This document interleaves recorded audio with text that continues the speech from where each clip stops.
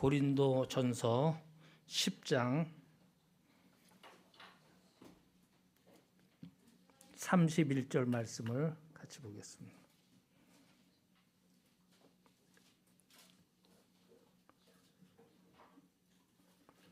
고린도전서 10장 31절 말씀입니다.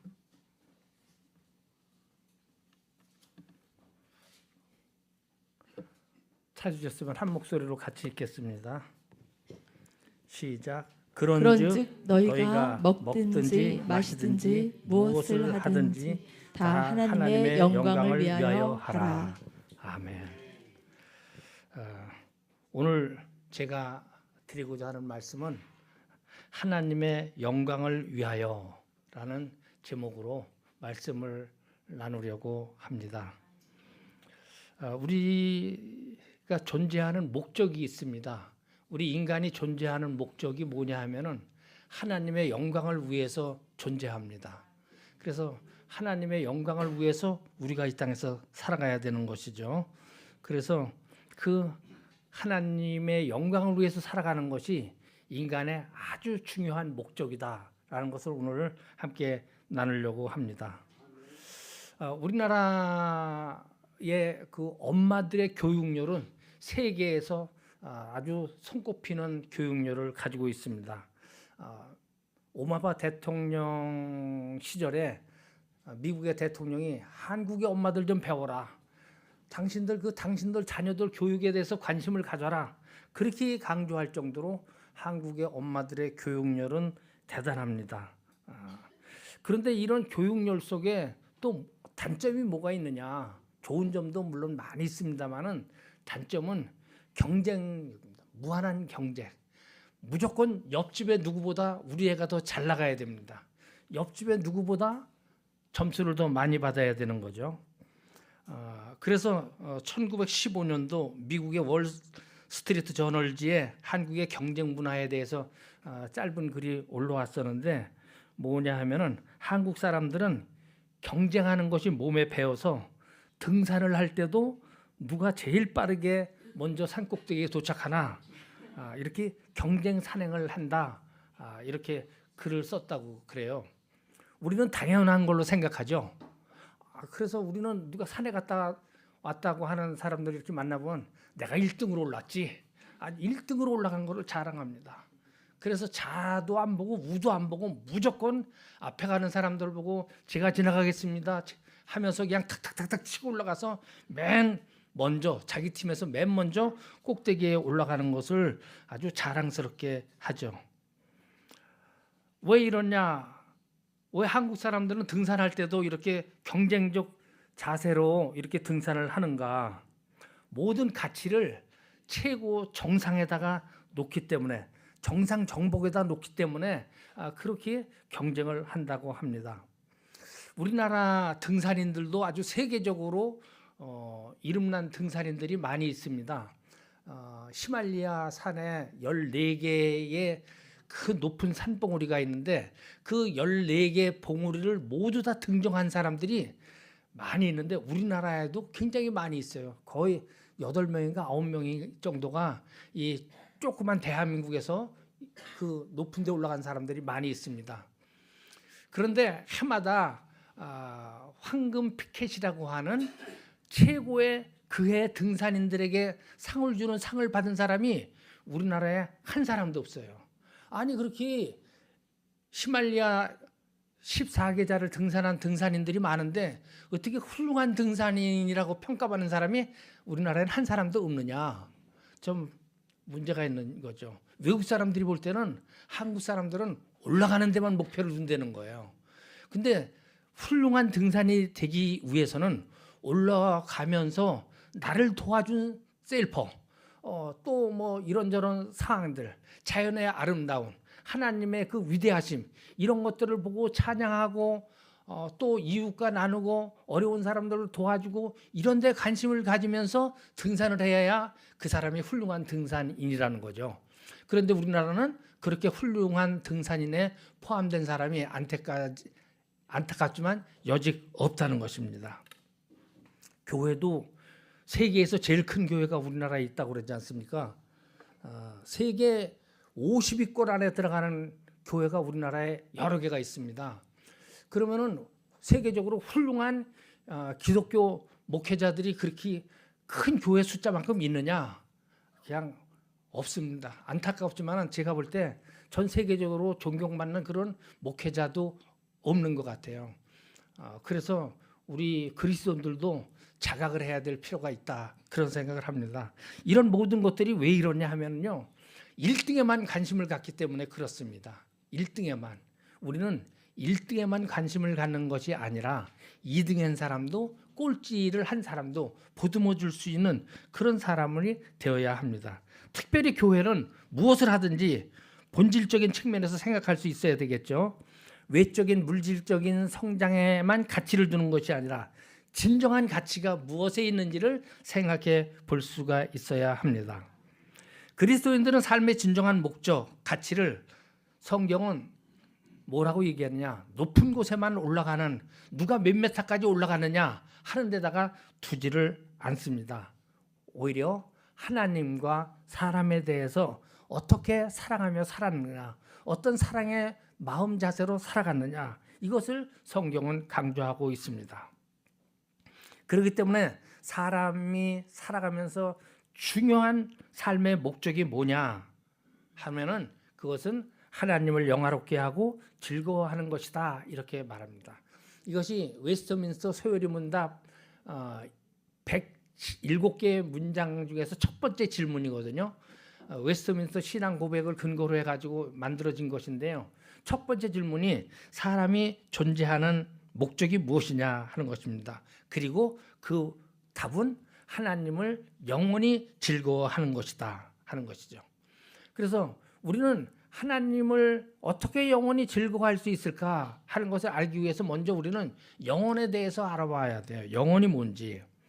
한 사람의 제일 되는 목적이 뭐냐, 영어로다가는 chief end라고 표현을 했습니다. 사람의 제일 중요한 목적이 뭐냐 하는 거죠. end라고 하는 단어는 1차적으로는 시간이나 사건이나 활동, 이야기 등의 끝을 이야기합니다. 즉 사람이 살아간 그 끝이 무엇이냐, 어떤 이야기의 어떤 스토리의 끝이 뭐냐, 그것이 엔드죠. 그래서 chief end, 중요한 목적, 인간이 존재하는 중요한 목적이 뭐냐, 하나님을 영원히 즐거워하고 하나님을 영원토록 즐거워하는 것이라는 거죠. 우리는 이제 인생을 살다 보면은 우리가 과거에 어떻게 살았는가 하는 것을 되돌아보게 됩니다. 저도 이제 70이 넘다 보니까 참 지나간 세월들을 참 회개하는 것도 많고 후회하는 것도 많습니다. 그래서 나같이 못난 것을 참 남편으로 이렇게 택해가지고 평생을 살아온 집사람을 생각하면서 늘 고마운 마음을 가져요. 마음만 그렇지 날마다 또 즐겁게는 못해요. 맨날 속상하게 해가지고 그래가지고 내가 참 그냥 빨리 죽는 게 또 안 건가 그런 생각이 들 때도 있을 정도로 그래 참 바보 같고 미련하다 그런 생각을 해요. 하나님 앞에서도 그렇고요. 또 제가 젊었을 때 잘났다고 떠들고 다녔지만은 그러나 다른 사람이 보기에 참 부족했던 것들도 많이 있었다고 이렇게 생각을 합니다. 어쨌든 지나온 세월들을 보면은 풍파도 많았고 사건도 많았고 그런 삶을 되돌아보게 되는 것이죠. 우리가 인생을 살면서 중요한 목적, 치프 엔드, 인생의 끝에서 우리의 삶을 가장 행복하고 의미 있게 만들어줄 결과물은 무엇일까? 어떻게 살아가는 것이 하나님을 가장 영화롭게 하고 즐거워하는 것이냐 하는 것을 생각하는 그런 시간이 되기를 원합니다. 어느 대학교에서 교수님이 도서관 쪽으로 부지런히 가는 학생을 만났습니다. 학생 하고 불렀어요. 그러니까 이 학생이 왜 그러세요 교수님? 그러니까 자네 어딜 그렇게 급히 가나? 도서관에 갑니다. 도서관을 왜 가? 공부 열심히 해가지고요. 그래서 또 좋은 성적으로 졸업해야죠. 그러면은 좋은 성적으로 졸업해야 또 좋은 직장 갈 거 아닙니까? 그렇게 해가지고 그래야 또 좋은 회사 들어가야 급여도 많이 받고 그래야 장가 들고 또 좋은 집도 사고 살 거 아닙니까? 그런 다음엔 뭐 할 건데? 그러면 행복하게 살죠. 그렇게 살면 행복할까? 그 다음엔 뭐야? 그렇게 살다가 죽는 거겠죠. 뭐 그래? 그러면 당신은 지금 죽으려고 뛰어가는구만. 그렇게 얘기를 했다고 해요. 우리는 이 교수와 학생의 대화 중에서 무엇을 알 수 있느냐? 인간은 영원하지 않다. 어떤 무한한 존재가 아니라 유한한 존재다. 한계가 있는 존재라는 것을 알 수가 있는 것입니다. 인생이 영원하지 않다는 것은 많은 것을 느끼게 합니다. 우리는 살아가면서요, 틈날 때마다 인생에 대해서 되돌아보게 될 때마다 우리 인생은 영원하지 않다 하는 것을 늘 기억할 수 있어야 됩니다. 우리가 잘 아는 솔로몬 왕, 그런 역사상 가장 지혜로웠습니다. 한 나라의 왕으로서 막강한 권력을 가지고 있었습니다. 마음에 원하는 무엇이든지 다 해보았습니다. 전도서 2장 10절에서 11절을 보면은 무엇이든지 내 눈에 원하는 것을 내가 금하지 아니하며 무엇이든지 내 마음에 즐거워하는 것을 내가 먹지 아니하였으니 이는 나의 모든 수고를 내 마음이 기뻐하였습니다. 이것이 나의 모든 수고로 말미암아 얻은 복이로다. 그 후에 내가 생각해 본즉 내 손으로 한 모든 일과 내가 수고한 모든 것이 다 헛되어 바람을 잡는 것이며 해 아래에서 무익한 것이로다. 이렇게 고백을 했습니다. 사람이 살아있을 동안에는 분명히 더 가치가 있어 보이는 것들이 있습니다. 지혜가 우매보다 뛰어남은 빛이 어둠보다 뛰어난 것과 같습니다. 하지만 지혜자나 우매자나 모두 죽어서 영원히 기억함을 얻지 못한다는 점에서 다를 바가 없습니다. 모든 것이 헛되더라는 전도서의 내용과 관련해서 예수님이 뭐라고 말씀하셨느냐? 누가복음 12장 16절에서부터 21절까지 말씀에 있던 내용이죠. 몇 주 전에 우리 담임 목사님이 설교하신 내용인데요.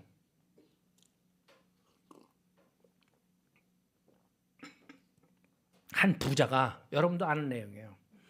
아주 농사가 잘 됐어요. 그래서 얼마나 막 재물이 많이 들어오는지, 야, 이 많은 재물을 어떻게 할까? 그래, 내가 큰 창고를 지어야지. 그 큰 창고를 지어놓고 거기다가 이 수많은 재물을 쌓아 넣어서 보관하고 아주 기쁘고 즐겁고 쾌락을 느끼면서 살아가야지라고 생각을 하고 큰 창고를 짓기를 시작을 했습니다. 그런데 그것이 그 사람의 끝이었습니다.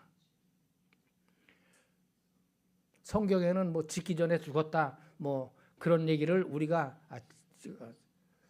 그 성경에서 볼 수가 있듯이 그 사람이 그 창고에 집어넣은 재물을 써보지도 못하고 죽어버린 거예요. 그러니까 허무하게 끝났다는 것이죠. 지혜와 열정을 총동원해서 부를 축적해도 죽으면 끝나는 거예요. 예수님은 제 아무리 쌓아둘 곳이 모자랄 정도로 풍족하더라도 하나님께 대하여 부여하지 못한 삶은 참으로 허망하다. 그 말씀의 내용의 결론을 21절에 이렇게 했습니다. 사람이 만일 온 천하를 얻고도 제 목숨을 잃으면 무엇이 유익하리요? 사람이 무엇을 주고 제 목숨을 바꾸겠느냐? 그렇게 말씀하셨습니다. 많은 사람들이 인생의 의미를 잘 모른 채 살아가고 있습니다. 언제가 자기 인생의 끝인지를 모르고 살아가는데도 많이 막 지혜로우려고 노력하고 많은 것을 쌓아놓으려고 노력하고 그러면서 살아가고 있습니다. 또 어떤 분들은 뭐 그냥 태어났으니까 사는 거지 라고 하면서 자기 인생에 대한 어떤 성찰이 없어요. 그냥 하루하루 밥 먹고 똥 싸고 잠자고 그렇게 살다가 그냥 숨만 쉬고 가게 되는 것입니다. 그런데 성경은 그런 게 아니라는 것이죠. 사도 바울은 로마서 11장 33절에서 36절까지 이렇게 말씀했습니다. 만물의 기원과 유지와 영원성의 열쇠가 하나님에게 있다라고 하는 것이죠. 깊도다 하나님의 지혜와 지식의 풍성하며 그의 판단은 헤아리지 못할 것이며 그의 길은 찾지 못할 것이로다. 누가 주의 마음을 알았느냐? 누가 그의 모사가 되었느냐? 누가 주께 먼저 드려서 갚으심을 받겠느냐? 이는 만물이 주에게서 나오고 주로 말미암고 주에게로 돌아갑니다. 그에게 영광이 세세에 있을지어다. 아멘. 인간은 유한한 존재라는 것입니다. 그런데 하나님은 모든 유한한 존재, 만물의 기원이고 유지자이고 동시에 목적인 분이다라고 성경은 분명히 말씀하고 있습니다. 그렇기 때문에 하나님을 영화롭게 한다는 것은 이 사실을 알아야 삶의 모든 영역에서 하나님을 인정하고 찬양한다는 것을 의미하는 것입니다. 오늘 우리가 조금 전에 찬양을 하나님의 은혜를 찬양했잖아요. 내 삶의 모든 것을 에워싸시는 그 하나님, 그 하나님의 은혜를 우리가 알 수 있어야지만, 그 하나님에 대해서 바로 알아야지만 우리가 영원토록 하나님을 즐거워할 수 있다는 것입니다. 그 영원한 하나님을 알 수 있는 거예요. 지난주 담임 목사님 설교하실 때도 포도나무 줄기와 우리는 가지인데 왜 예수님이 굳이 가지와 줄기를 구분해서 설명했느냐? 그 설명한 목적은 가지된 우리가 우리의 주인된 예수님과의 관계를 분명히 알려주기 위해서, 누가 주인이고 누가 종인지를 분명히 알려주기 위해서, 누가 생명의 근원인지를 분명히 알려주기 위해서 예수님은 포도나무 줄기고 우리는 가지다 라고 이렇게 설교해 주셨잖아요. 우리의 주인이 되시고 만물의 기원이 되시고 만물을 유지하게 하시는, 그리고 목적이 되시는 하나님을 인정하고 영화롭게 하는 것이 우리 인간의 가장 본질적인 목적이라는 사실을 우리는 분명히 깨달아야 합니다. 우리는 이것을 우선하지 않으면 이 땅에서 아무리 재물이 많을지라도 소용없습니다. 형제들보다 더 많은 유산을 나눠받았다 할지라도 헛될 뿐입니다. 인간은 생존 수명이 다하면은 그저 떠나갑니다. 모든 의미를 다 잃어버리고 마는 것입니다. 우리가 신앙생활하면서 기도에 힘쓰죠. 우리 장로교회에서는 말씀과 기도로 거룩해진다고 가르치고 있습니다. 그런데 우리는 기도를 내 재물을 많이 쌓거나 내가 명예나 신분을 높이는데 목적을 두고 기도를 사용하는 데가 훨씬 더 많습니다. 하나님을 위해서 기도하는 것이 아니라 나를 위해서 기도하는 게 더 많다는 것이죠. 참된 기도는 만물의 기원과 목적과 의미가 되시는 하나님의 그 영원하신 무한하신 그 하나님께 영광을 돌리는데 기도의 목적이 있습니다. 완전하신 하나님이 우리에게 주신 모든 기쁨과 아름다움과 사랑을 즐기고 나누는데 기도의 목적이 있다는 것입니다. 사랑하는 우리 말씀교회 성도 여러분, 하나님을 영원토록 즐거워한다는 것은 세상의 모든 일에 비참함을 느끼는 것입니다. 세상의 모든 것이 헛되다는 것을 느끼는 것입니다. 부자가 그 많은 소득을 쌓아두려고 창고를 크게 짓고 그것을 누려보지도 못하고 죽으면 얼마나 불쌍합니까? 얼마나 비참합니까? 그런데 그것을 우리가 알아야 됩니다. 그것을 알아야지만 우리가 하나님을 기뻐할 수 있고 하나님을 즐거워할 수가 있는 것입니다. 왜냐? 세상의 쾌락, 세상의 즐거움, 세상의 행복은 끝이 있기 때문에 그렇습니다. 단조롭습니다. 처음에는 막 괜찮은 것 같지만은 몇 번 하다 보면은 심심합니다. 아유, 또 그거구나. 오직 영원하신 하나님만이 참된 기쁨과 평안을 우리에게 새록새록 샘솟게 하는 마르지 않는 근원이 되시는 것입니다. 기도의 맛을 아신 분, 기도의 맛을 보신 분들은 기도를 많이 하면은 아유, 심심하다라고 생각 안 하실 거예요.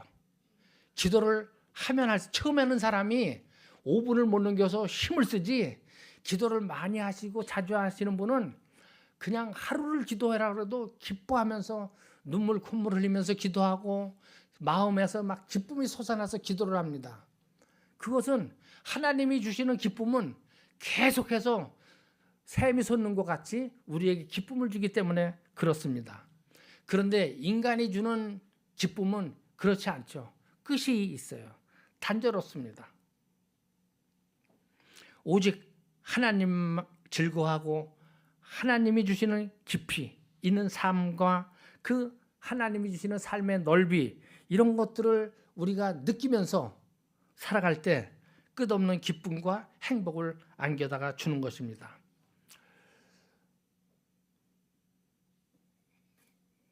목사님 설교하시면서도 또 오늘 찬양 부르면서도 이렇게 몇 번 나왔지만은 어제 우리가 참 저같이 믿음이 없는 사람들은 비가 이렇게 와가지고 어떻게 하나 걱정을 많이 했는데 믿음이 좋으신 분들은 걱정을 하나도 하지 않았다는 거 아니에요. 그래서 어쨌든 믿음이 있는 사람하고 믿음이 없는 사람하고 충돌이 됐는데 결국은 그냥 비가 와도 어떤 분들은 비가 그칠 걸로 아는 믿음으로 출발을 했고 어떤 믿음 없는 사람은 비가 와도 그래도 정해낸 일이니까 가야지, 비가 안 온다는 분도 있으니까 가야지 하고 비 오는 중에도 갔습니다. 어쨌든 하나님이 주시는 이러한 일 중에서 비가 계속 오건 비가 그치건 항상 하나님을 믿고 하나님을 의지하고 나가는 것, 그 속에 기쁨이 있는 것입니다. 이런 것은 바로 하나님이 먼저라고 하는 그런 마음이 우리 안에 있기 때문에 그렇게 할 수가 있는 것입니다. 사실 오늘날 많은 그리스도인들은요, 하나님이 사람이 살아가는데 필요한 무엇을 공급해 주시는 분으로다가 사람의 필요를 채워주시는 분으로다가 하나님을 생각하고 하나님을 믿는 사람들도 있습니다. 사람을 위해서 하나님이 존재하는 것으로 생각하는 사람들이 있어요. 사람이 하나님을 만들었다고 생각하는 사람들도 있습니다. 하나님은 사람의 행복과 성공과 번영을 위해서 존재해야 할 것만 같은 그런 존재가 아니라는 것을 우리는 분명히 알아야 됩니다. 하나님은 알파와 오메가가 되십니다. 하나님이 처음과 끝입니다. 하나님은 시간을 만드신 분이에요. 그래서 모든 것이 하나님이 먼저입니다. 인간은 그 하나님을 위해서 존재하는 거예요. 하나님이 우리 인간을 위해서 존재하는 것이 아니라 우리 인간이 하나님을 위해서 존재한다는 것입니다. 우리 인간이 삶의 시작, 끝, 삶의 목적, 의미, 모든 것이 다 하나님이시죠. 사람들에게는 채워지지 않는 어떤 영적인 공간이 있다고 합니다. 그래서 모든 것이 다 있어도 뭔가 허전함을 느낄 때가 있다고 그래요. 그래서 사람을 종교적인 존재다 이렇게 이야기하는 분들도 있습니다. 그 뭔가 마음속에 빈 것과 같은 그 공허함, 그것을 채울 수 있는 그분이 누구냐? 오직 하나님 한 분입니다. 우리 하나님은 스스로 계시고 만물을 만드시고 유지하시는 하나님만이 우리의 삶의 근거가 되는 것입니다. 우리가 잘 아는 내용이지만은 예수님이 공생애를 시작하기 위해서 광야에서 40일 금식하고 시험을 받으셨습니다. 마지막 시험이 뭡니까? 사탄이 예수님에게 천하 만국의 영광을 보여주며 내게 경배하면 이 모든 것을 네게 주겠다. 이렇게 꼬셨어요. 시험 문제를 냈습니다. 예수님은 마태복음 4장 10절에서 사탄아 물러가라. 기록되었으되 주 너의 하나님께 경배하고 다만 그를 섬기라 하였느니라. 이렇게 말씀하셨습니다. 우리도 우리 육신이 유한한 존재라는 것을 분명히 깨닫고 영원하신 하나님만을 바라볼 수 있어야 됩니다.